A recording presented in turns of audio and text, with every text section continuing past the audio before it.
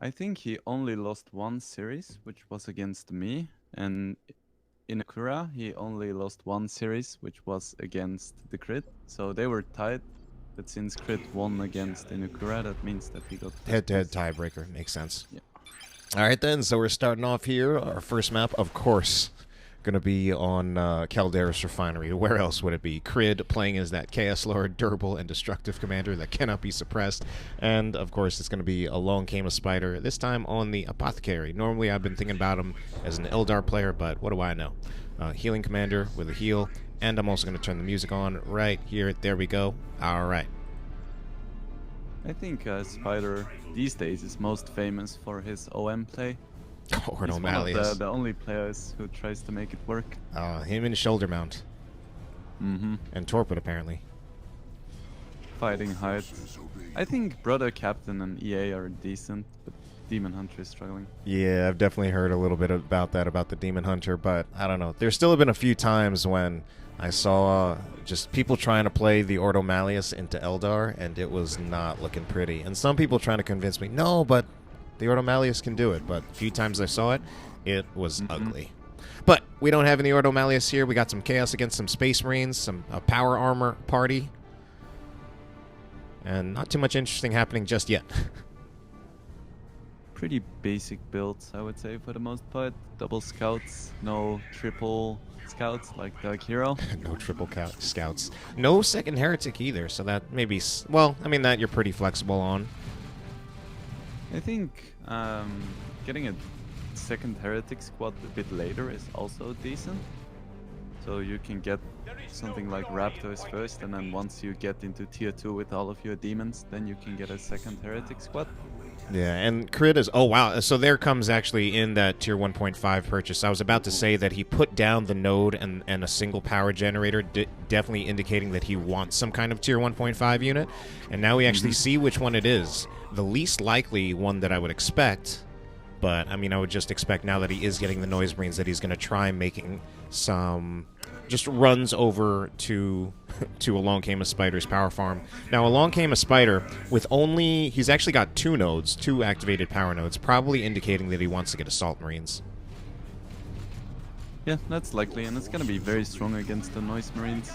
This is definitely a scary moment for Along Came the Spider, because if he doesn't see this coming, he could lose all of his power control. Luckily, he doesn't have too much power set up just yet, which, again, typical if you want to get the Assault Marines, given how much of a wreck-heavy purchase that is. Chaos Lord's by himself. I think he's going to get focused down pretty easily here. Are we going to see any jukes? Nope. Oh, that's unfortunate. Gets this special just before the whatever the lifesteal ability is called. Kill the weak. Kill the weak. Kill the weak. There we go. Nevertheless, going to be forcing Along Came a Spider off the field. And he just, yeah, I was going to say, just barely has the resources to get the Assault Marines in. It starts coming. As you said, he doesn't have any generators set up, so he's not going to lose that much. But he might just lose the power control, which means that the Crydd can now invest really heavily into power and hit tier 2 way before Along Came the Spider. He's not moving out to defend the power at the moment. Yeah, maybe he transitions into the left power. Yeah, that is still noted up. Noise Marines aren't there to bash it. Instead, Noise Marines going to silence the Tactical Marines. I like how Crydd runs up to the left just to scout for any possible generators. Doesn't see any. Alright, and with those Assault Marines out on the field, should be fairly easy to force the Noise Marines off. And are they going to get the power node? Is he going to get the power node back, or will it be noted? It will be noted by the Crydd.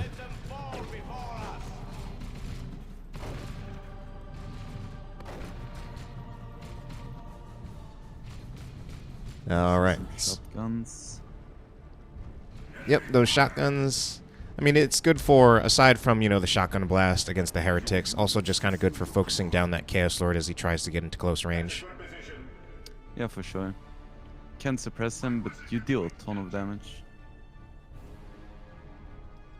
All right, and he's actually going to come over. Shotgun's getting into point-blank range to do max damage against the generator. Oh, and Flamer Tactical Marine, so more of a power bash probably going to be happening for Along Came a Spider.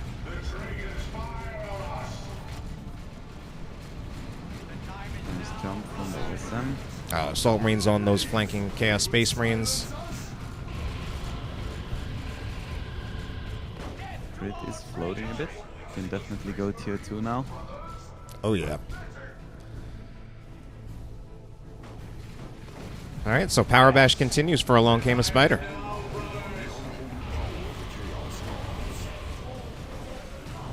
This looks quite rough for TheCrydd. He's gonna get tier 2 here, but he doesn't really have enough power to get anything with it yet. He might be able to get something like Blood Letters, but the Blood Crusher is gonna be difficult without any notes. I forget the power cost on a Blood Crusher. Was it like 60? Yeah, I was thinking 60. I mean, all things considered, he's not too far off that, but he will have to wait. I'm actually not quite sure about that, because look at the top side of the map. He's building generators at Spider's natural. Yeah, he is. I don't know how long we'll be able to keep that, but for now that does give him some power income. Ooh, these Noise Marines could be in trouble. Alright, looks like they will get out of there. Assault Marines are focusing on the Chaos Space Marines instead. Should be a 1 engagement for Along Came a Spider.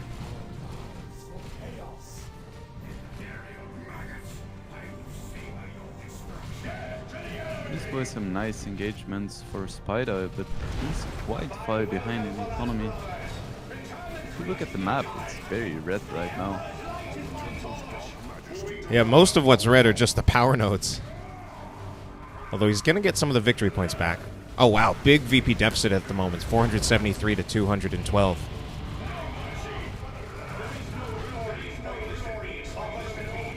Spider does have some nice power now on the left side, but he's retreating right now. So if TheCrydd scouts this, he can take down all of the power with his Noise Marines. That could be very, very rough for Spider. Alright, looks like they will definitely at the very... Oh, yeah, they're going to get that. They're moving into that power farm on the left side of the map. Noise Marines are there. There's not going to be a response by Along Came a Spider anytime soon, and it will eventually be that Blood Crusher purchase, and he's still quite far ahead of Along Came a Spider. And I really like this. He's just bashing the power node, and he's probably going to take it for himself because he knows that with the Blood Crusher, Spider's not going to be able to contest it. But this means that he basically gets 3 free generators. For a second there, it looked like he was attacking ground, because I think he did hit this generator, the one that has lost some of its hit points. Could have been splash damage, I'm not sure. Alright, does look like Along Came a Spider will get back his own power, but Blood Crusher's already out on the field. You know, actually it's not too bad for Along Came a Spider. He's more than 3/4 of the way onto Tier 2, so upgrades for things like Melt-A-Bomb and TAC Missile Launcher will at least be an option. Yep, that's definitely gonna help. Wonder what TheCrydd is gonna get next, because he has the Blood Crusher now, and if I were him I would probably just get some Blood Letters as well to deal with the Blood Crusher counters. Yeah, that would be enough to definitely tie up the Tactical Marines, which would only be the only source of potential consistent damage at the moment unless he gets an entirely new unit.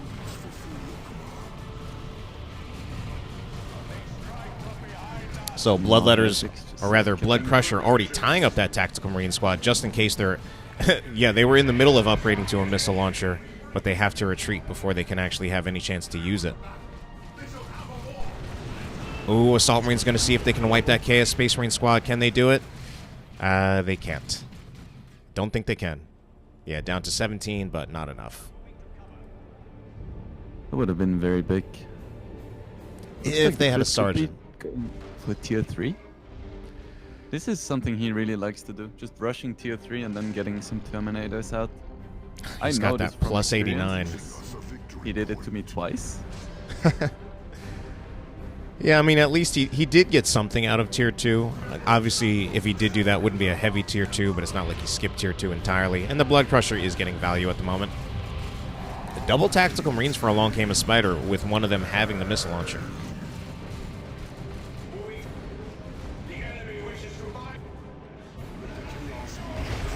Sergeant as well on one of them. Probably gonna upgrade them to strings. Okay, we also see Melta Bombs being upgraded on the Assault Marine, but they're not going for the Blood Crusher at the moment.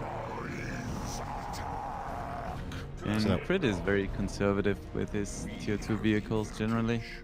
Quite rare to see him lose them for no reason. So he knows that he's currently kind of weak comparatively. But once he gets his Terminators, it's gonna be so hard for his fighter to deal with them. Right now, he's still focused on the previous threat of the Blood Crusher. He's getting Melta Bombs, Rocket Launchers. So when Terminators comes out and you have the super heavy infantry armor, it's gonna be a real bitch to deal with. yeah, luckily at least that second tack squad, he's leaving it open at the moment, so it wouldn't be too hard to just slap a plasma, I was gonna say plasma cannon, plasma gun on that if he wanted. Ooh, Blood Crusher now in a little bit of trouble. I think it would need 2 more missile launcher shots to finish it off, though. 1 more goes in, so last Blood shot. Maul. Oh, but the Blood Maul does help to just keep that Blood Crusher alive. And it's just going to be a retreat, so Blood Crusher stays alive for the time being. That was such nice timing to get the Blood Maul. Yeah, I like that too, because I was personally like really tunnel visioning on the Blood Crusher itself, and then I almost didn't even notice the disruption by that Blood Maul until it finally actually happened. Right, so TheCrydd still about 100 red away from Terminators. Pretty close wreck and power-wise. Oh, Chaos Lord though getting stunned. Chaos Lord might go down here. Oh no, what's happening to the Chaos Lord? Alright, he'll be okay, but that was scary for a second. So he is going for a Predator, and I was wondering, as you were saying, you know, about the red for Terminators, it sounds like maybe just from playing with him, you know, that he likes to go for that. But I think he was far enough off getting the red that he wanted to get something now to try to make something happen so that he's not just sitting around waiting, and then he can actually just put a unit out on the field that can start just actually doing something. I'm not sure how much I like the Predator though, because he knows there's already AB out on the field. I would have preferred seeing Bloodletters or maybe just a straight up great and clean one, because he was pretty close. What I do like about the Predator is that since TheCrydd is already doing a fine enough job of keeping his Blood Crusher alive, I think it might actually be kind of tough for Along Came a Spider to deal with both vehicles. However, at the same time, That's definitely true. TheCrydd only has 1 squad of Heretics, so it's going to be hard for them to support both vehicles as well if they do start taking damage. It's gonna be a Nurgle Predator. Oh, Nurgle Predator. That actually helps alleviate the, you know, that repair support that I was talking about quite a bit, since the Nurgle Predator can heal up by itself. Mm-hmm. Yeah, I think that's the best choice, especially with a single Heretic squad. Alright, here we go. Engagement's gonna happen. Apothecary already at half health. Indeed, a plasma gun on the Tactical Marines as well. Oh, I like the Blood Crusher moves in later. Chaos Lord, unfortunately, overextended. He probably going to go down there, and indeed he does. Nice global from the Apothecary, trying to keep his troops alive. Yeah, that's helping out quite a bit in this engagement. Melta Bomb will go on in the Predator, but I don't think that'll be enough because the missile tacks are already getting tied up. Oh no, TheCrydd's also going to lose his squad of Heretics. Spider lost his commander though. No 16 kill from the Blood Crusher. Still dead Apothecary. Yeah, I mean, Commander's dead on both sides. I'm trying to think of just... overall, I think that actually would favor Along Came a Spider. Because if he does want, he can revive his commander with Laraman's Blessing. He doesn't have the red for it yet, but it still means he has the option of doing it, whereas TheCrydd has to buy back. And he also has to buy back a squad of Heretics as well, otherwise he would not be able to make the Blood Crusher sustainable.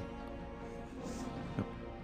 So Devastator's coming out now for Spider, probably gonna see them upgraded to a last cannon soon. It's not quite as good without a Librarian. Give it instant setup time, but it's still gonna be fairly decent if he can position it properly, which can be difficult against the Blood Crusher because it's quite fast.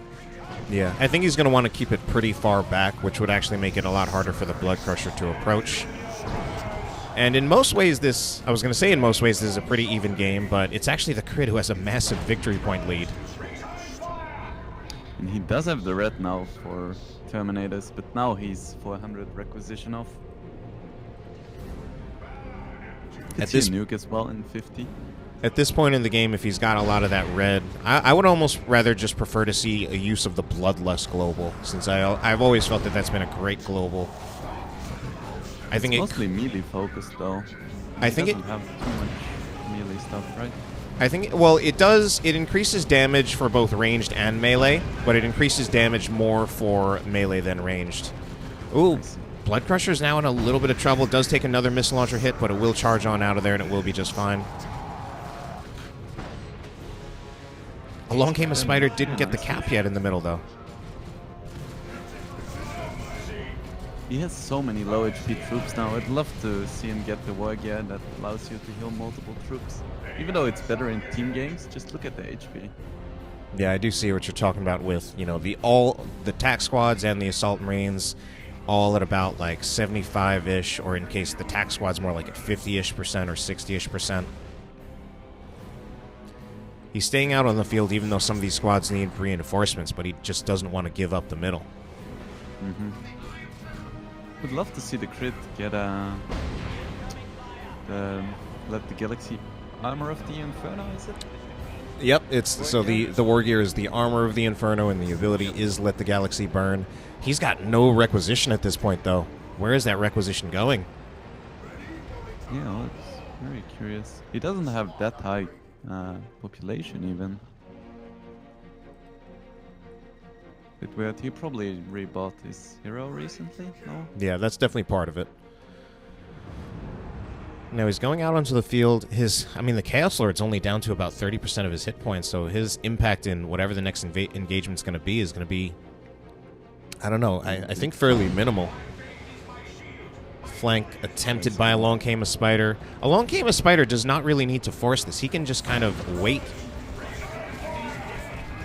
He's focusing down the Chaos Lord, so Chaos Lord just needs to go before much happens. Oh, yeah, what a shot by the Blastmaster.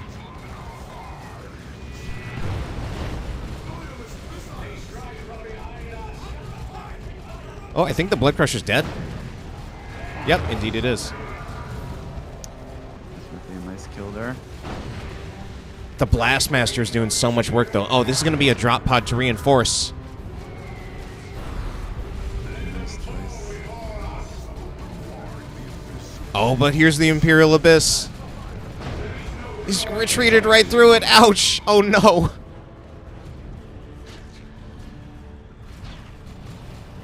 He lost an entire tac squad. Yep. There we go. GG instantly called. Yeah, he's calling the GG. That was kind of rough. So the Imperial Abyss eventually did get value there. I do feel like if he hadn't panicked, he might have been able to just kind of walk away from the center. Instead, there was that retreat, and one of those tac squads did go right through the middle and was wiped there. And I'm pretty sure it was the tac with the missile launcher, which I think is the more important of the two. Mm-hmm. The moment you see a nuke, your blood pressure just doubles. Yeah, that's true. Instinctively goes to the retreat button. Yeah, it's very true, and that's also part of the strength of the Imperial Abyss. TheCrydd is getting some blood letters. The best ones. I've always personally believed it's in the bottom half of the nukes. There's 6 nukes in the game. So I've personally always believed that the top 3 are the Eldritch, the Rocks, and the Rocket Run. Mm-hmm. And then I see the others kind of in the bottom half. Yeah, I think definitely the Tyranno formation is pretty weak. But also the Space Marine / or the Malleus one, because I always miss it. Always. Well, as we do close out this game and talk a bit about nukes, just want to see how this game ends, seeing if there's anything worthwhile to commentate on as it ends. Apothecary is attempting the decap, so he's actually not completely out of this game. Yeah, we should commentate on the BM. GG calling. We even have a back cap by Shotgun Scouts. I don't know if they can finish this, though. Against the Bloodletters, probably not. Yeah, if anything, I don't know if I like that. I mean, they're actually going to get wiped entirely. Actually, if Along Came a Spider did have a chance to continue in this game, I actually think it was not worth it to get that back cap because he sacrificed the entire scout squad for it. Yeah, you have to stay alive. If you go for those risky plays, even if you lose control of your VPs for a moment, you're just gonna lose. So you need to play super safe with the 2 points. Yeah, I think he really just needed to focus on maintaining control of the middle victory point. For sure. And lost the Apothecary as well. It's the gist of Cold Elder's Refinery. Just get those 2 points and then camp mid. Alright, at this time I think it is indeed GG, and as we call it this time, I don't think it'll be premature. I agree.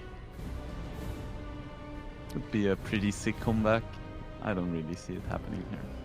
So, now that this game is clearly going to end, we can chat a bit about nukes. So that Imperial Abyss does have massive destructive potential right in that center area, but it's like if you don't catch someone in that center area, it usually doesn't do much. I do think probably the Eldritch, before I said top half, I think Eldritch, Rocks, and Rocket Run. I think I'm going to revise that to say I'm pretty sure top 2 are both Eldritch and Rocks because they have, their destructive potential is really good all around. And Orcs have reliable ways of comboing into that, as well as Eldar also have reliable ways of comboing into their nuke as well. And just to check, also we have... We did, yes. So what do you think? I think you're probably right. Especially since Spider doesn't really like getting interceptors. He generally just builds a ton of flame squads. And I think Eldar can deal with them pretty well. And what Torpid told me is one of the things you have to do is not get a strike squad. So that's already something that Along Came a Spider, if we're going by the Torpid advice, has kind of messed up on. So we'll see if he ends up getting punished for that strike squad purchase. I think the idea for Torpid is that even if you can't necessarily prevent the Howling Banshees from getting in, you want to be able to use that burst damage out of the Stormtroopers to just do as much damage as you can to eventually force them off the field. Yeah. Yeah, exactly. Strike Squad is reasonably close in strength at the start of the game, but if you get specialed once, they're pretty much screwed because they're so slow. Yeah, and then they just end up being food for the Howling Banshees. Losing one of those Strike Squad models is going to hurt you so much. Yep. They but also don't really skill as well. This is Division B, so let's see how things are handled right here. Of course, these are, at least statistically at the moment, in terms of tournament results, the top players in Division B, unless you have any disagreements about that. I mean, I'm gonna let results speak for themselves. Good, good. I think that's a good attitude.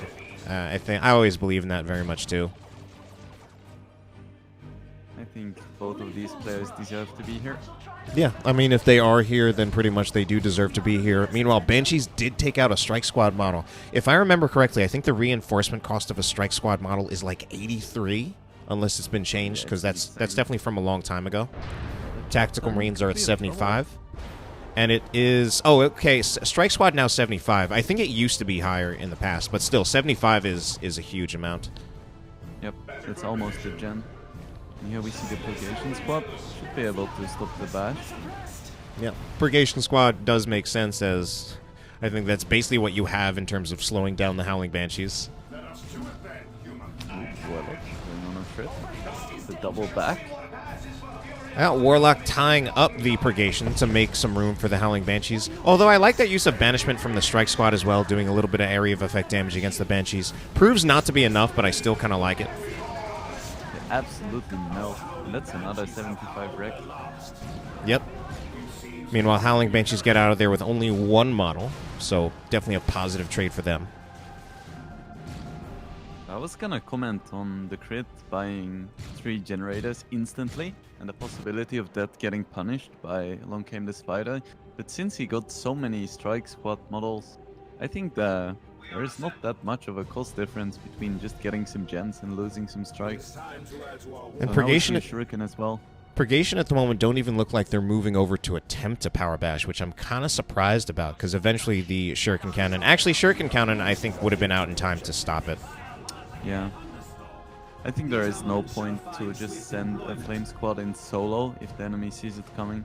Because they're always going to have something to either tie them up or suppress them or stop them. And we see some operatives coming out for Along Came a Spider. So back a long time ago for Eldar, if they just got one of all Tier 1 units, we would call it 1-1-1-1 build, just literally one of every Tier 1 unit. So this looks like the same kind of build for Grey Knights. Brothers! Yeah, I guess so. Hi guys. Oh wow, who's that? Unexpected surprise triple cast. I don't even know who that is. It's TheCrydd. Are you guys talking? Because I don't hear anything. We hear you, even if you can't hear us. But anyway, engagement is happening right here. Suppression from the Shuriken Cannon. I think this is going to go in favor of the Eldar. We do have the channeling runes on the Howling Banshees. Oh no, strikes! A Purgation squad is wiped. These Banshee specials are so spooky. Banshees are really low, but as long as they don't get wiped, it's definitely a winning trade for them. Inquisitorial Operatives looking for... Oh, they do force melee on the Guardian Weapon Team. Guardian Weapon Team might go down. 6 HP It does. And the Warlock could be in trouble as well. Guys, sorry. I think he goes down too. Oh, no force melee. Does he go down anyway? 4 HP. Oh. If there was force melee from like any of those squads, I think he would have gone down.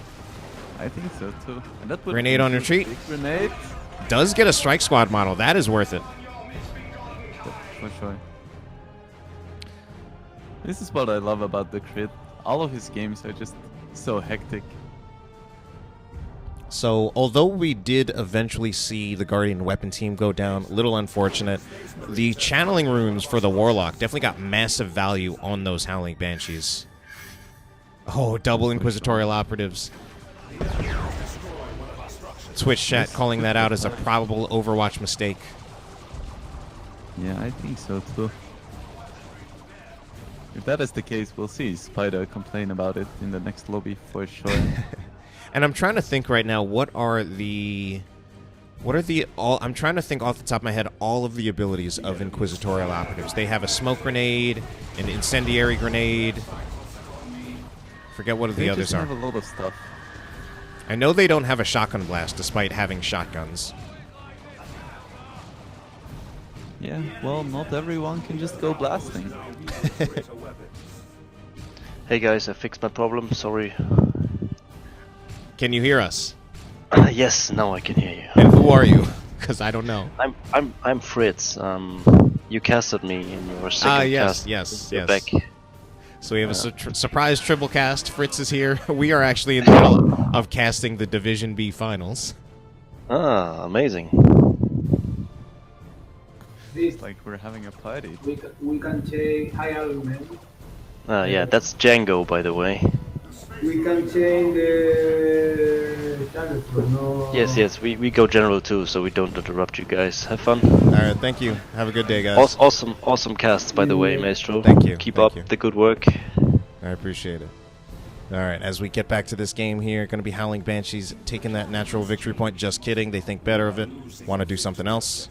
Oh, because they will get approached by the double Inquisitorial Operatives. Maybe the double Inquisitorial Operatives are not immune. Oh. You see this? Dark Reaper as a first tier 2 purchase.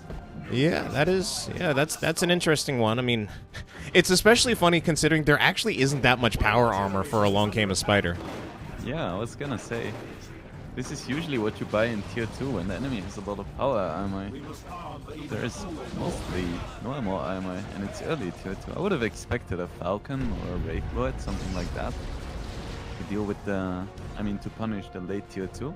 Yeah, he clearly has a tech advantage. If there is something that is, at least just, one way I try to spin this positively, I do believe the Dark Reapers have, longer than standard range. So I think they can put in a lot of damage from a distance while outranging pretty much all of the Grey Knight squads. Yeah, for sure. I would have expected to see this build with the Farseer though. Because Dark Reapers with Guide are Yeah, insane. If they already have longer than standard range, just increasing that any further would be pretty bonkers. Now, Crydd's going for a generator bash. He doesn't have much of the rest of the map, so this is actually ending up being a much more even game than the last one. And Spider is getting a Rhino now as well. And I think if he gets the double link bolter or just the piercing damage upgrade, it's gonna be huge because Crydd doesn't have any AV right now. Even the Banshees are aspect of fleetness. Yeah, their aspect of fleetness. Ooh. Whew. Just 5 HP on the Inquisitorial Stormtroopers. These Dark Reapers doing work so far. The Reapers might actually be better against the Rhino. The Reapers, you know, I forget their damage type. Is it? Do you know? Is it plasma damage type on the Reapers? I think it's the same as the... It's Infernal, I believe?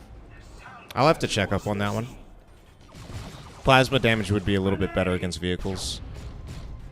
Attempted grenade as a counter to the strike squad, but it is expected and outplayed by Along Came a Spider. Okay, so Codex says it's Inferno PvP. Okay. That does actually make the Reapers a little bit more versatile, and actually would mean that they would be very, very good against even just a regular infantry squad, since Inferno does do just regular damage against things like against infantry armor.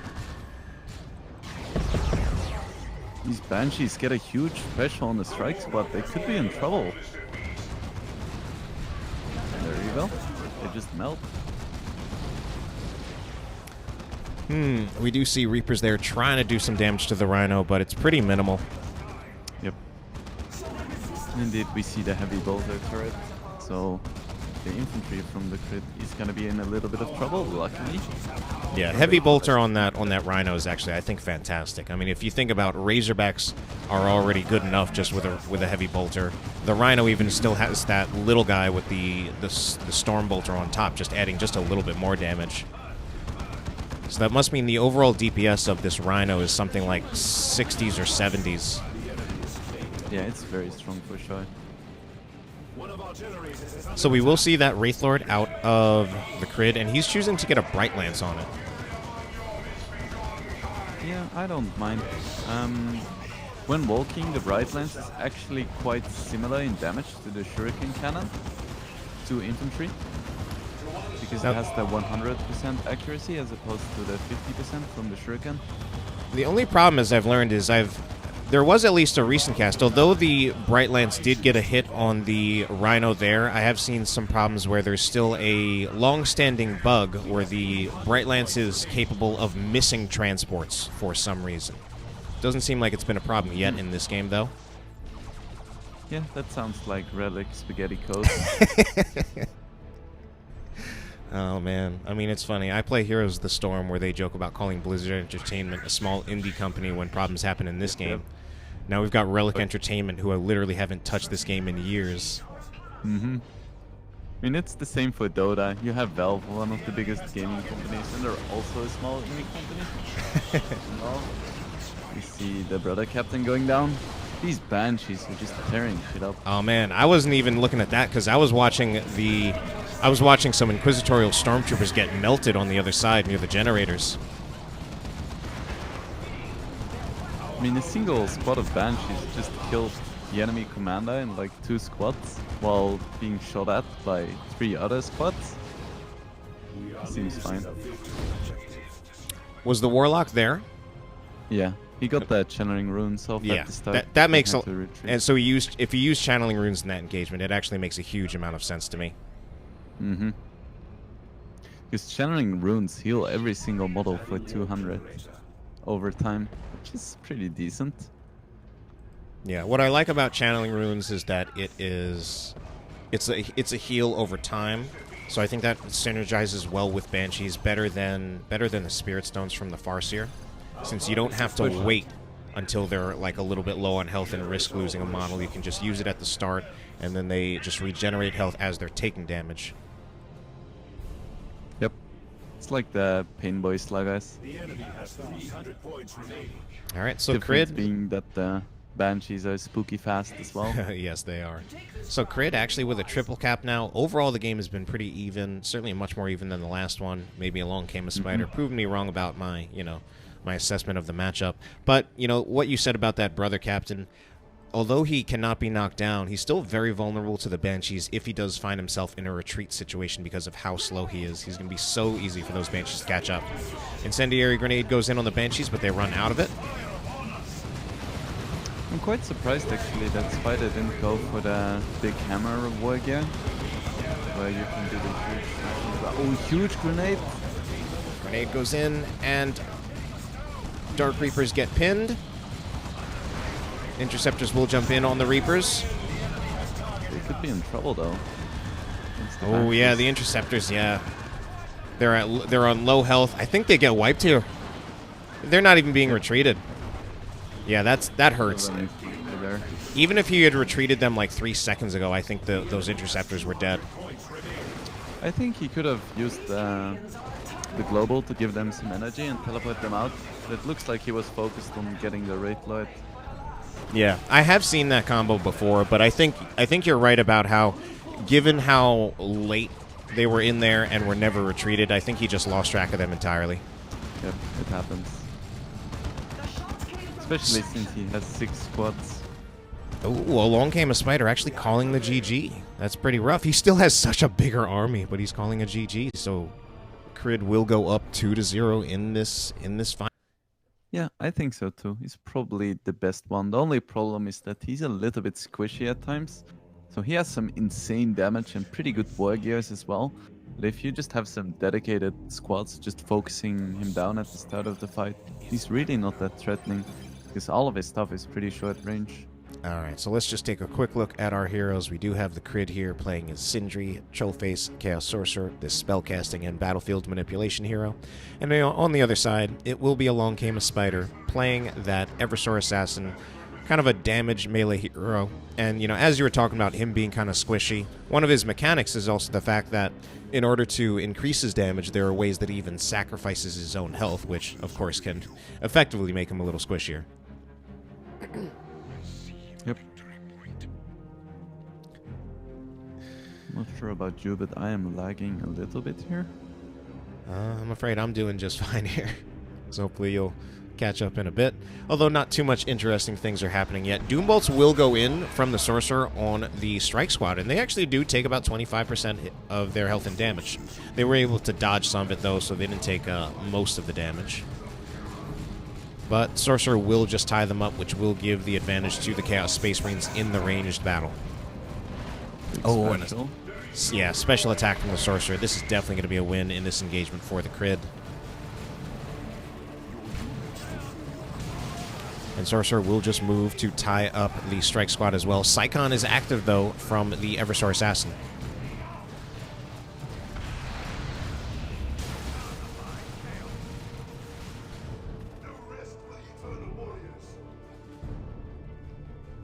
Alright then, so one engagement for the CryD. At least Spider didn't lose a lot of models this time, so it should be fine. Did he lose any on the Strike Squad? I missed it. I don't think so. Yeah, I don't think so either.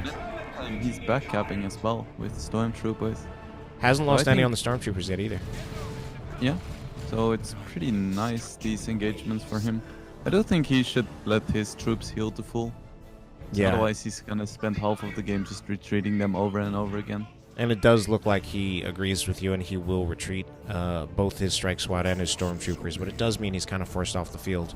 I do see that backcapping Stormtrooper squad about to meet some Noise Marines, though, which is not going to be a good day for them.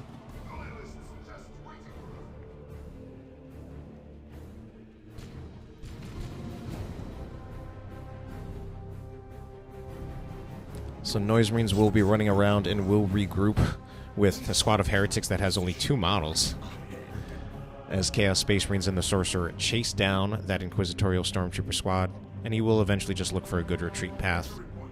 Could still get a model or 2 on this squad, I think, if there's some force melee, which it doesn't look like there will be. So I have a bit of a question for you. Heretics, when they worship, it doesn't really matter how many heretics are alive, right? So do you think the single heretics just worship harder? Or do the Chaos Lords, I mean the Chaos Gods, just appreciate the effort? And how does it work? You know, I've never actually thought about this, but I'm pretty sure a squad of heretics worshipping, it doesn't make a difference how many models there are. I'm pretty sure it's the same effect no matter how many heretic models are worshipping in that one squad. So I guess the Chaos Knights, Chaos Gods are pretty nice guys. The main difference that comes in is if you have multiple squads of heretics worshipping, the Sorcerer does actually benefit from having multiple heretic squads worshipping, mainly just 2, which is that you can actually infiltrate both of them, both squads of heretics, as they worship. Yep. But, That's nice. And then, in a way, the Plague Champion also does get some benefit because he can also provide some heals for heretics as they worship if you do have 2 of them worshipping. But they can still be killed pretty quickly. And it makes sense that for Cohen, it doesn't really have a lot of synergy to have 2 of them worshipping, because Cohen kind of wants them fighting. Yeah, it actually really provides no synergy whatsoever, because, of course, you would be giving movement speed, but if you're worshipping, your squad is immobilized. So TheCrydd going for Noise Marines as well as Chaos Havoc. This is kind of a painful memory, because this is the exact build I lost to yesterday. Definitely The Noise very Marines into the Havoc? to deal with. Excuse me? The Noise Marines into the Havoc? Yep. And it's quite difficult to deal with, because even if you do get a jump squad, you can only jump one of them, and they both deal a ton of damage. Yeah, I would say ideally you probably want to jump the Havoc. But I also think it has some nice synergy if you can use the Havoc to get some suppression on like a squishy squad, say like the Stormtroopers, and then if you follow up with the Noise Marines, that'll just put a lot of damage pressure on them that'll probably force a retreat very quickly. For sure. This game we see both teams go for a really heavy tier 1. Spider even was floating a decent bit of requisition, but now has to reinforce. Yeah, Spider's tier 1 is gigantic. I mean, Strike Squad, Purgation, and Interceptors. That's absolutely massive.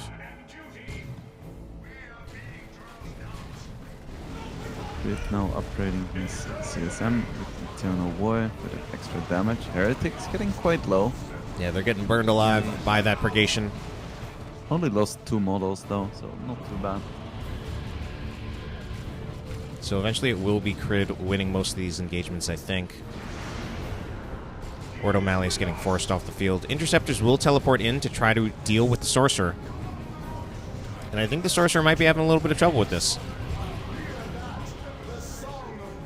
Yeah, Sorcerer does eventually retreat. Luckily for him, I don't think he gets wiped. Yeah, no, he does not get wiped there. Spider now investing in his generators, which means he's 3 generators against 0. So he could get a tech advantage here. Spider actually has so much requisition.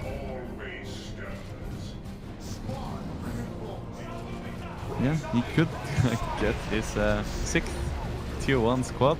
You never know. 6th. I don't know if that's such a good idea. I was thinking more along the lines of maybe he puts if he actually activates one of the power nodes that he has but doesn't have a node on it, such as the one at the top of the map. Even if it does eventually go down, could just give him a little bit more power income so that he starts reaching tier 2.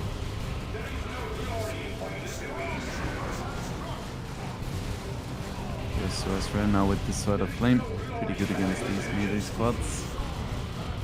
Probably the most common Sorcerer combo, just sort of the flame investments of the warp.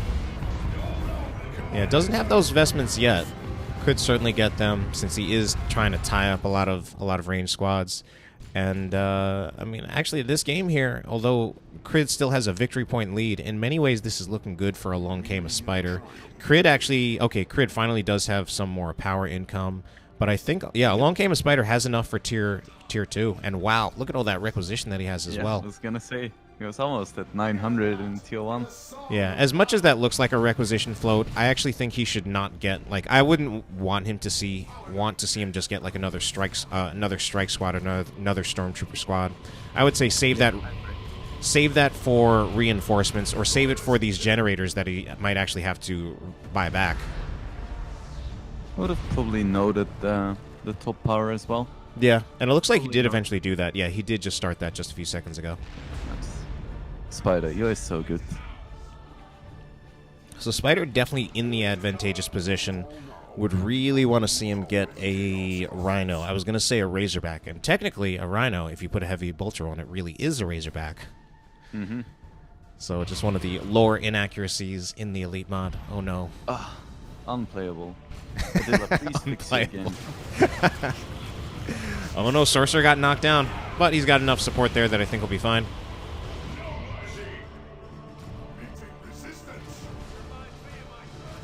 So I wonder what Spider is gonna go for. Could even get the Sniper Boy. I think it's pretty decent here against all of these slow range squads from TheCrydd. And it's also a preemptive counter to any kind of vehicle or Blood Crusher coming out. Looks like he's actually prioritizing upgrades, because I personally wanted to see the Rhino, but instead he got a Justicar on the Interceptor, which took away from the power that he could have used to buy like a Rhino or even a Vindicare. And it is pretty good to have the knockback on your teleport. Yeah, I was mostly just quite thinking happy. with the tech advantage that he had, I wanted to see the Rhino. I'm not so sure about Rhino, for two reasons. The first one is that Noise Marines as well as Havocs can be upgraded to deal with Rhinos reasonably well. And also because, you know, this is Division B, and Rhino Micro might not always be the best. So I've seen a lot of players complain about stuff like War Trucks just being too strong because they're impossible to catch.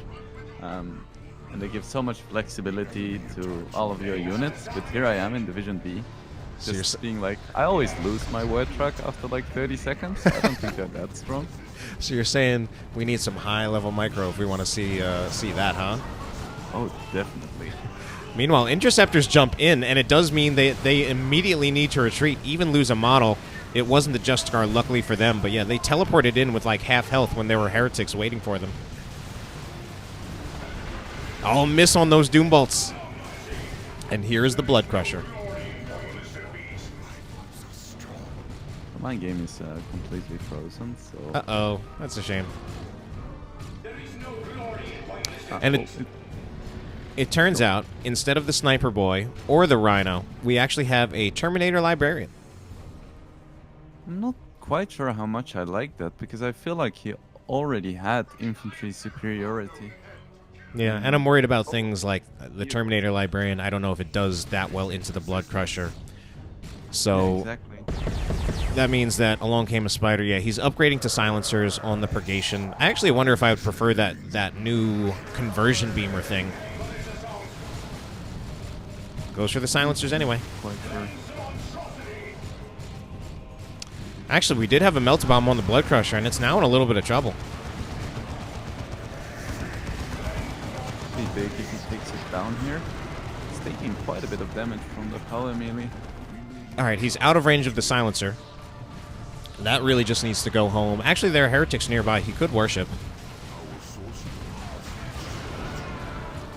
Dark Flames, though. Oh, scares off 4 Ordo Malleus units. Very nice use of the global. Interceptors taking damage as well. Yeah, this is rough. Model.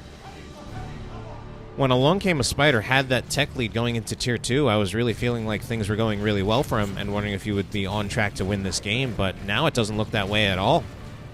TheCrydd still has that massive victory point lead. He's about to get a Generator Bash. Noise Marines are here. This is actually a disaster for along came a Spider. Yep. And he doesn't have a lot of power to fall back on either, which you would have expected because he was leading.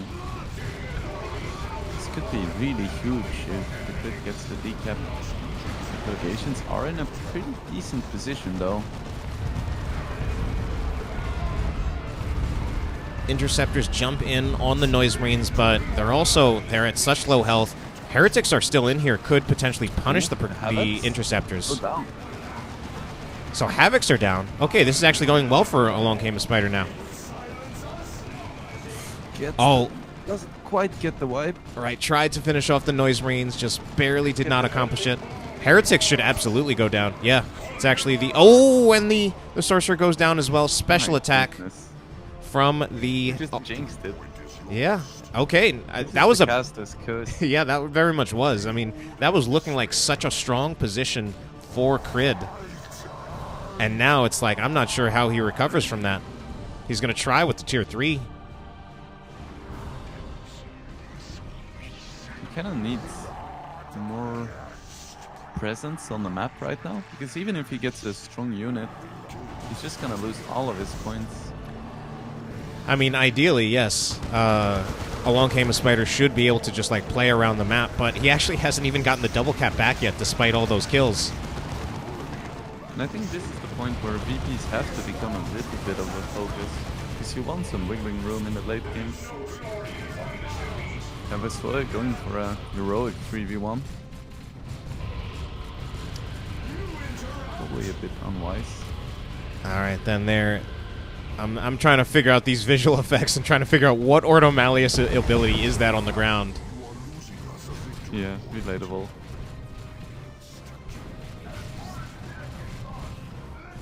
Terminator Librarian. If we did see Vestments of the Warp, I could actually see that Terminator Librarian being killed. But he doesn't have it, so Terminator Librarian will make it out alive.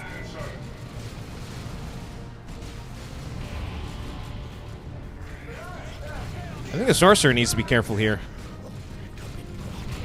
Sorcerer goes down, I think. Yep, he does. That's a good... Yeah, I mean, that's really good for Along Came a Spider. Spider now going for tier 3, which is not really the most impressive thing for Ordo Malleus, but if he can get the Terminator variant for OM, could be pretty good here. I think I like going to tier 3 because he already has, like, basically a pretty full army at the moment, and so I think, like, he's in a position where if he goes in tier 3, by the time he might actually need to, like, replace a unit if he loses one, or even just waiting until he gets, like, a 7th unit, I think it's worth it for it to be a tier 3 one than just another tier 2 one, because he's got enough tier 2 and tier 1 units. Yeah, that's true. I think it's a little bit deceptive though, because the Stormtroopers are a super low pop unit, so he's only at 70 even though he has 6 squads. But yeah, I agree. I think he has the opportunity to go tier 3. Alright then, so Along Came a Spider, about to get a triple cap, I think. Even when he's been winning, he hasn't been taking control of the victory points quite fast enough, which does still mean that Krydd still has a massive victory point lead. So despite the losses, Krydd really has the luxury of time to just wait until his resources eventually allow him to rebuild an army. But our chat did call out some Eversor Assassin bullshit, so maybe that'll also come into play again. For sure. Eversor globals are pretty widely regarded as quite strong. Alright, could this be the end of the Blood Crusher? Interceptors jump in. Don't use... Oh, I think... Oh, Blood Crusher just straight up goes down to the Silencers. And I was calling out the Interceptors. I think there was a time when I said Melt-A-Bomb, but I'm pretty sure they don't actually have a Melt-A-Bomb. I'm pretty sure it's like a crack grenade or something. Mm-hmm. It just drains energy, I believe. It used to deal damage as well, but it was broken, so they just removed it. Alright, meanwhile... what the Krydd was gonna go for, because he's tier 3, and he had quite a And now he's buying Bloodletters. He's going for Bloodletters. Definitely an interesting choice. Would have expected something like a Predator, maybe. Then again, there is a decent amount of AB on Spider with Purgation Silencers. Ooh, Heretic's getting pretty low there. I mean, the Eversor Assassin actually kind of ripping them apart with that Eviscerator Axe. I don't think he gets another attack, though. Noise Marines also almost wiped the Purgation squads with a huge Blastmaster hit. Oh, I did miss that. Yeah, I do see those purgations are really, really low.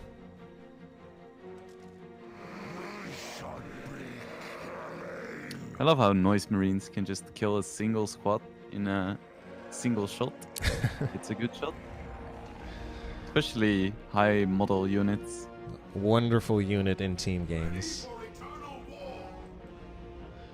And making itself work in this 1v1 as well.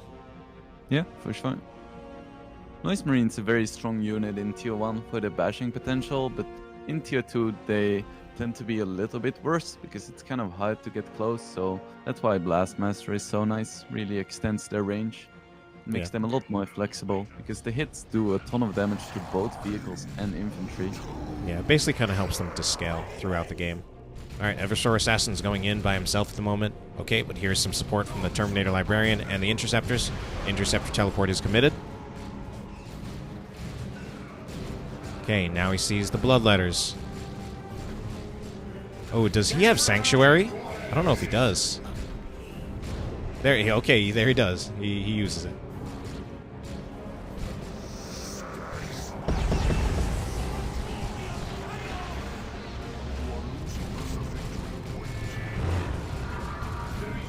Eventually, though, it's actually really weird how Alone Came a Spider is actually losing these engagements, even though he has such a bigger army. I think just he has so many of his units just kind of split around trying to control the map, but it's just so important for him to focus on the victory points now. Yeah, I think at this point you have to stop paying so much attention to things like rec points, because your army is almost completely full, so it's way more important that you don't actually lose the game instead of having a good economy, which I think is a... So he's got nice the back cap. of real life right now. Yeah, he's got the back cap. Economy, people are dying. Yeah. He attempted a back cap by the Stormtroopers, did get the decap, but doesn't get the full cap. They were intercepted. And yeah, I guess it's just like, you know, just as part of learning how to play the game, making sure that you're prioritizing what's important at that moment in time. And TheCrydd, despite having smaller army for like the past, I don't know, 5 minutes or so, has actually been maintaining control of the victory points. Nice jump. All right, here we go. Interceptors jump in. Eversor bullshit going in as well. You're gonna get the wipe. All right. Looks like it. Some good Eversor bullshit. Actually getting the wipe on the heretics. You're gonna kill the Bloodletters as well. Just send it in and let them die. It's gonna explode. Oh, but they're gonna start getting the health. I don't know. That could be a throw. Ah, Spider, you're such a puss. Just go for it. Give the people what they want.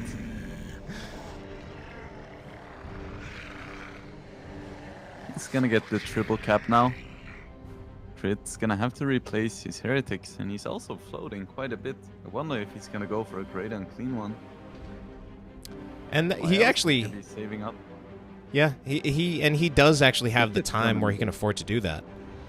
I think he's just 10 red away right now. I think going for a great unclean one might be too memey, even for TheCrydd. Yeah, Terminator's also an option. He's pretty close to that as well. Obviously, he's not going for a Predator, because he could already get that if he wanted to. Mm-hmm. Grey Knight Terminators have the silencers now. I didn't even know they had those. I see them. I see that little of them. I would even be worried about Terminators here for TheCrydd if he went for that choice. Oh, Bloodletters get knocked back by the Sanctuary. They can't do anything. Terminators it will be, though. Okay, will be Chaos Terminators. Probably gonna go for the Lightning Claws, I would imagine. I guess. I'm a little concerned about that because we do already have the Grey Knight Terminators. Of course, they do have those Halberds, which do power melee damage. Lightning Claws will be upgraded. The Silencers deal really good damage to Terminators as well. But I believe 17 Inferno DPS per model. the Terminators should also be able to get the Holocaust ability, which I think would actually... The Grey Knight Terminators, that is, which I think would work out quite well against the Chaos Terminators. Unless, actually, I'm not 100% sure if it does ability knockback or weapon knockback.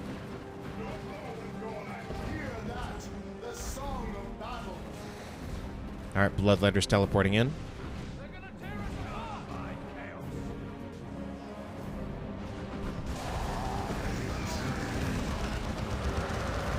Alright, along came a spider, does draw them into the firing arc of the silencers. Doombolts go in on the silencers, but it doesn't stop their guns yet.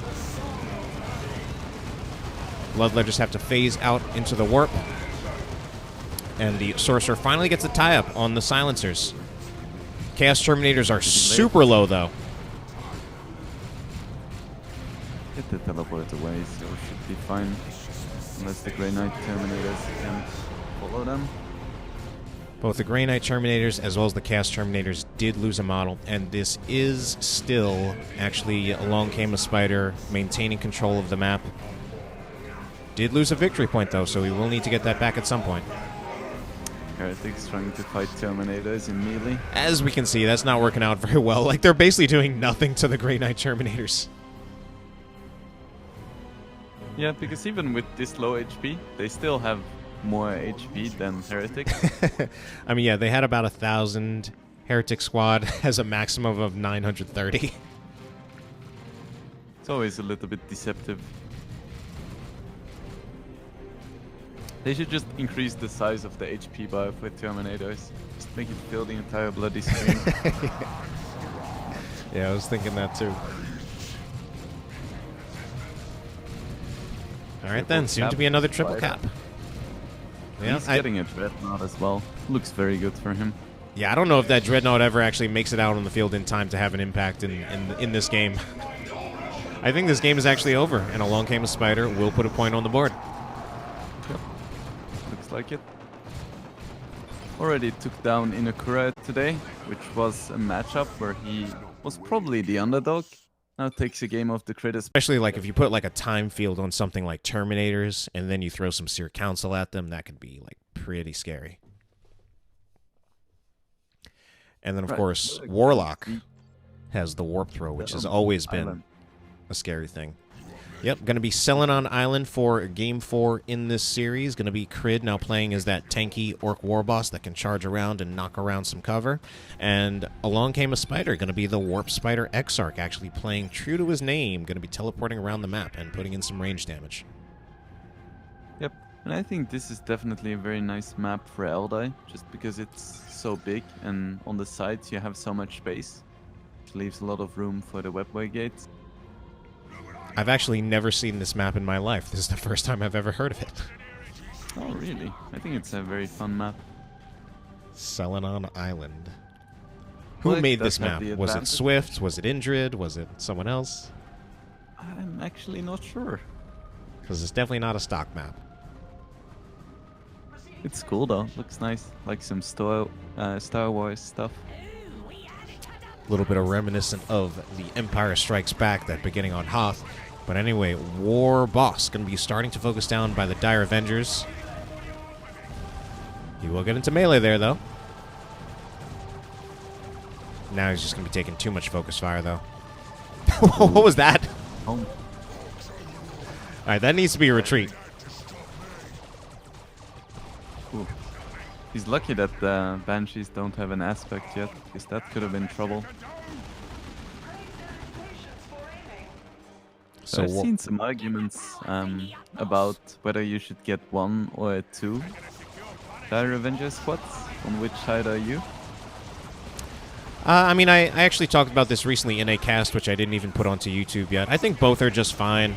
Traditionally, usually I think the tradition... Oh my, Slugga's getting wiped as I'm trying to talk about builds. Jesus Christ. But traditionally, I think the most traditional, like, Eldar build is to go into the Dire Avengers, then the Banshees, and then straight into the Guardian weapon team. The only thing that does result in you having, like, a little bit less in terms of, like, just standard DPS, whereas a lot of other races you do have, like, multiple ranged units in your opening. If you think about, like, Orcs with double shooters, Termagants. So I think this works really nicely against the Warboss because you just have a lot of ability to kite and focus fire him.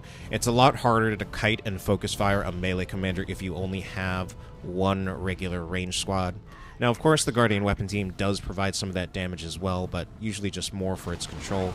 So I do like this. I think it's fine either way. I think both are very viable and pretty common. Yep. I would like to add to that I think getting 2 is a little bit safer, because if you get bashed, you generally have fewer generators, and it's a bit harder to get bashed because you have more units on the field at the start. But I think it's about 50-50, because getting that early Guardian Weapon Team is so strong as well, because no one is gonna have any jump squads yet. I think if there is a risk to getting the double Dire Avengers is you do have to be careful about managing your bleed. Usually the Dire Avengers don't really want to slug it out. Like you don't want them just trading damage against other ranged units, because they will either lose or kind of get out-traded in terms of reinforcement costs. So you need to manage it in a way so that, like, either your Guardian Weapon Team is suppressing, or your Banshees or your Commander are drawing the fire.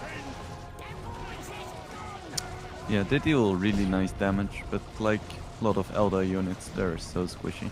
Yeah, they do about as much damage as Attack Squad, but without the aspects, they're also as squishy as Guardsmen. They do have their aspect now, so they're not quite as squishy, but still not exactly a tanky unit. Yep. Then again, Shooters, without their upgrades, are probably one of the weakest range squads as well. I want to check, though. I think the Shooter reinforcement costs are lower than Dire Avenger reinforcement costs. So I'm going to check that real quick here. So Shooters, 27. Actually, I got to really check the Dire Avengers, see what their reinforcement cost is. I'll keep an eye on it. I'll do my job as an analyst. If anything, that Shooter reinforcement cost a little bit more expensive than I remembered. Along came a Spider doing a decent job starting off in this fourth game. Now he's the one who actually has the map control and the victory point lead, which I think is very much something that comes with the Warp Spider Exarch in 1v1. Definitely a strength of his, whether or not he's the best or worst commander or not. Storm Boys will jump in, but they do kind of miss there. Doesn't look like it matters. I think this is going to be, yeah. TheCrydd is going to be winning this engagement. Mm-hmm. Storm Boy is one of those squads that are pretty good, but they tend to hit... Oh, big wipe. Oh, no. It's a lot of things happening right there. Oh, no, the Guardian Weapon Team might go down as well. It's so close. Oh, it doesn't get out in time. Luckily, he had another one. That was a little bit messy there, because he put his own Guardian Weapon Team in, then he tried to use a Plasma Grenade to defend against the Storm Boys, actually ended up nading his own Guardian Weapon Team inside the bunker. Unfortunate. Kind of a messy engagement there. He was really lucky to not lose the Banshees, though. He was, you're right. 10 HP. I did see that, too. But massive victory point lead now for Along Came a Spider in spite of that loss. No Webway Gates up yet, though. He has 210 red. Would have liked to see some of them close to the VP. I think that's also another tough thing. That might be another something. Personally, I usually think of Webway Gates as, I think you need a little bit of high-level micro for that. Yep.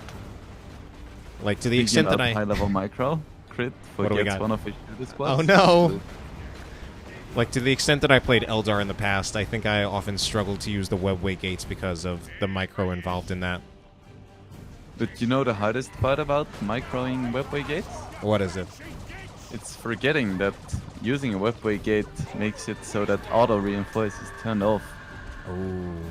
Yeah, I think you're right about that one, too. Yeah, that's another thing. I think that's another reason why I was like, alright, screw these Webways.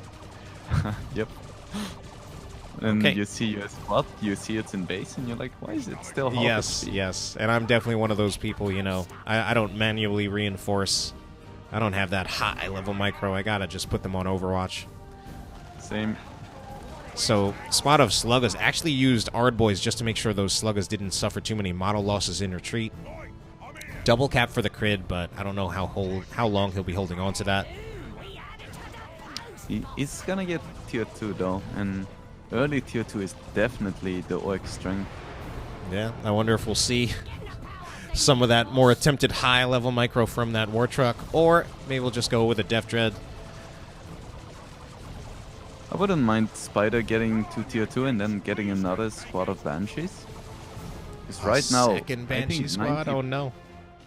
90% of the strength from TheCrydd is currently melee squads. So if you get another aspect of strength squad of Banshees, they're gonna be able to deal with the Sluggers and Stormboys very nicely and efficiently. Double Banshees, super scary, kind of high risk, high reward. Out of all the Eldar commanders, I would least expect it out of the Warp Spider Exarch, since the other commanders both have ways of healing Banshees, which makes that a little bit more plausible. That's definitely a good point. I'd It love appeared to to me see some Web Spiders as well. I'm seeing orcs walk right Cool. through the cover. That was weird. Anyway. Warp Spiders. Yeah, I think Warp Spiders would be pretty good here. Yeah, I think Warp Spiders would actually be fantastic at the moment. It's a huge map, so they're even better, especially because you have so many chasms and impossible terrain. I think they would also just rip apart. I mean, they would be able to really just like rip apart the Sluggers and the Stormboys practically for free. Head to head, they should win against the shooters pretty handily. They can also focus down the Warboss. TheCrydd doesn't have too much of an answer for Warp Spiders at the moment. If indeed that is the case. We're gonna see a Death Threat, but I think Warp Spiders deal decently with a Death Threat as well. You just upgrade the Guardian to a Bright Lance, and then with the Haywire Grenade. Yeah, and I mean, of course, getting Warp Spiders is also sometimes part of the answer to dealing with vehicles. But let's talk about these Howling Banshees nearly getting wiped. He's lucky that Stormboys suck at chasing. Yeah, they will get out of there alive. Stormboys have another jump ready, and Grenade has already been used, but the high-level micro is not there on those Slugger Boys. That's huge. Man, this is rough. I don't know if... It really feels like TheCrydd is also a lot less comfortable on this race than on the others that he played today. Yeah, it's definitely rough on orcs. Once you start losing squads, the orc mentality just gets to your head and you lose an overview of what's happening. He's actually lost so many squads this game. I think orc is one of the most bleedy races, together with Nits. It's so easy to just lose track and lose a squad. Alright, so the Death Dread is out here. It doesn't have burners and bits, but there's not too much answer to it yet. And it's going to be the Falcon instead of the... you know, the Warp Spiders that we were hyping up. And, man, that Falcon... I mean, the Falcon, we're going to have to see a little bit of high-level micro out of Along Came a Spider, this transport play. But if he manages it right, could be pretty strong.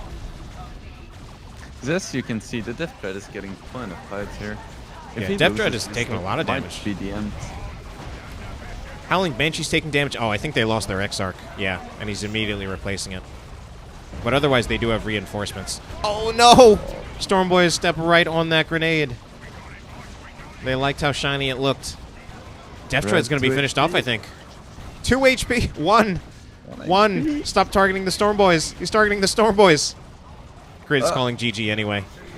All right, and finally it does go down, and TheCrydd does concede. So we're actually going to go to Game 5. Early on, it was looking pretty convincing for TheCrydd. Now, certainly in Division A, you have a lot more people who have just been playing this game for like a decade, and they're just very capable of playing multiple heroes. At the Division B level, not quite as sure. I mean, even me, myself, even when I played actively, I definitely did not have that kind of depth. But anyway, let's just take a look at game number 5. TheCrydd, this time going to be playing on the Apothecary, that healing commander with a targeted heal. And on the other side, along came a Spider, going to be the Inquisitor. Actually, one of my favorite heroes in the game. Somewhat Sorcerer-esque in her abilities, where she can kind of do some control. She can also become a bit of a melee tank if you want to kit her out that way. Yep. And then, wait, what's this map again? This is... Calderas Desert? You're right, Calderas Desert. This one I have seen before. It actually feels pretty similar to the last one we played, although we don't have that big chasm in the middle like the other one did. It's a lot smaller as well. But yeah, just to return for a moment to what you said about Division A having people who play like a lot of different heroes and being in the game for a decade. So yeah, they can play a lot of heroes, while people in Division B can barely play a single hero. That's a funny way to put it. Yeah, I mean, if I think of some of those players like Toila Lee, who, like, there was a time in the past where Toila Lee won tournaments, like, with Imperial Guard, and then throughout most of this tournament, he was probably playing heroes that were, like, from other races entirely. Think of also someone like Noisy, who's like in the past won tournaments on many different heroes. One time he won it with the Sorcerer, another time like with the Commissar. So they have a lot of depth in their hero pools. Will the Inquisitor get out of here alive? And she doesn't. Nope. Oh no, big loss for Alone Came a Spider early on in this game. Yeah, I think this is a very good approach from TheCrydd, just having all of his army together just to focus down the Sentinel, and then having a single scout squad just being annoying, capping points. A little bit tough to say that. I know a long time ago, I used to, whenever scouts would upgrade to shotguns, there were a lot of times when I would accidentally say Scotgun shouts. Yep. Speaking is a very difficult thing. And, I mean, in this Imperial Guard matchup, Space Marines typically have more ranged DPS in their opening because both of their power-free squads are both ranged units, so sometimes it can be a little bit easier to put some pressure on that Sentinel, which, of course, is such a linchpin for your Imperial Guard in this game, period. Tactical Marines at the start are just amazing against IG. You can have them focus the Sentinel because they deal extra damage with Kraken Bolts, but you can also have them force melee with the Guardsmen. Yeah, does certainly go both ways there. Stomp has been upgraded on, or rather Ground Pound on the Sentinel, so at least he does have that option if the Tactical Marines do try to get into melee. And the Sentinel here with no repair support, actually taking quite a bit of damage from the double scouts. He's not repairing, okay. It's a bit finicky sometimes, the repair button. Sometimes it just doesn't seem to work. Alright, does break the cover, even attempted an aggressive stomp. Might as well. Gonna be Catachan Devils for his fourth squad. I think the key to using Catachans is using the improvised explosive. I think it's so strong, but a lot of players only use the shotgun blast and grenade barrage. Yeah, I think that IED, it's something that obviously definitely has a lot of high reward potential, but I think it's also something that a lot of people just forget that it's even there. Yep. I forgot that it was a thing until I played against Dark Hero, and he just placed 2 of them, and I jumped in with my jump squad, and it just instantly died to a double explosion. Yeah, might be another one of those things that requires some of that high-level micro. Anyway, Devastator Marine Squad is out. I mean, right now I would say against Along Came a Spider's comp, I think the Devastator's going to do pretty well, so he's actually going for double, especially because the counters to that right now for Along Came a Spider are pretty light, mostly in the form of the Catachan Devils. But even that, it means they can, they disrupt from long range, but then they can't really follow up with it, so eventually the Devastator Marine Squad will just get back up and set up again. This could actually be kind of rough for Along Came a Spider. I wouldn't be surprised to see him go for a 5th tier 1 unit in the spotters. Because against double SUTs, you need some way to deal with them. And IG definitely struggles with them, but I think that's the best option he has. Because rushing tier 2 just means that he's gonna get completely bashed and locked down. I wouldn't mind it either. Oh my god, this Sentinel going in so aggressively. This could be not good for the Sentinel. It's already taking hits from the Kraken Bolts of the Tactical Marines. Needs repairs, like, right away.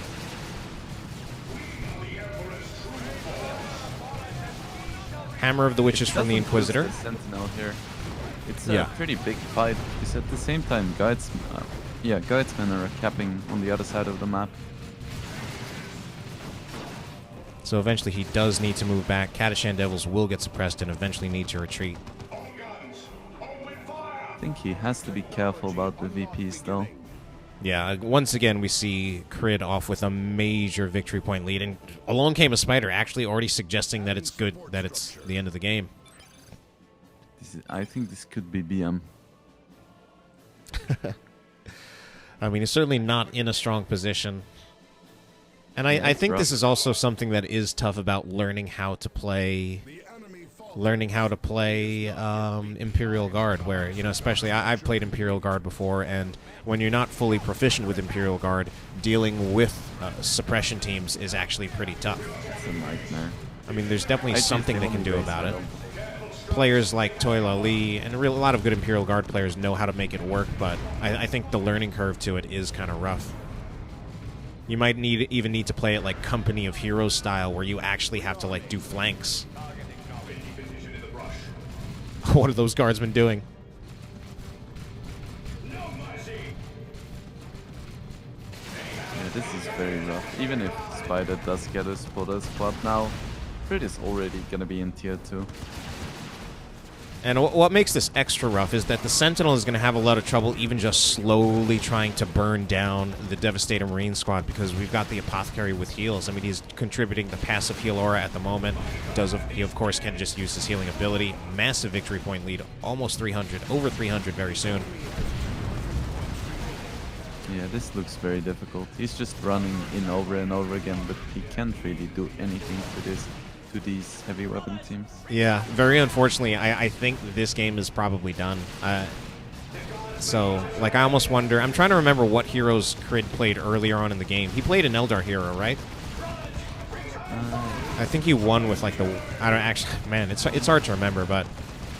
This is almost something where I feel like he might have been better off just playing a hero from another race that he already played than having the Inquisitor. Mm-hmm.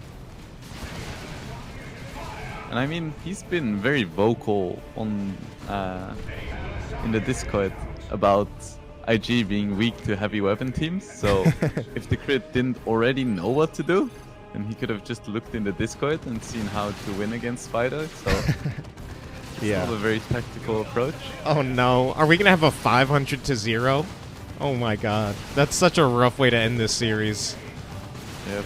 It was looking so promising when along came a Spider was able to come back in those past 2 games, but this is going to be such a rough shutout to finish it. I mean, right now he's just trying to have the Sentinel in there with the repairs, and it's a very slow standoff, but it's not one that he eventually wins. The second Devastator comes in. Everything is suppressed and having a miserable time. The smoke bomb from the Catachan Devils like only delay the inevitable. This will indeed be a 500 to 0. There's absolutely nothing else he does about this. Disaster. Oh my god. He forced a game 5, but it ended up being the most one-sided game in the entire series. I think it's probably a deserved victory for TheCrydd, though. He's consistently been the best player in this league. Yeah, I very much agree. I mean, I also just believe that it's like if you win, then you deserved it. Yep. He's but only lost 1 series, which was to me. I think it shows, and I would say, like, obviously he does have a little bit of his... Seemed like he had a little bit of his own flexibility issues with the Warboss not looking too strong, but obviously it seemed like along came a Spider's hero pool challenges were even deeper.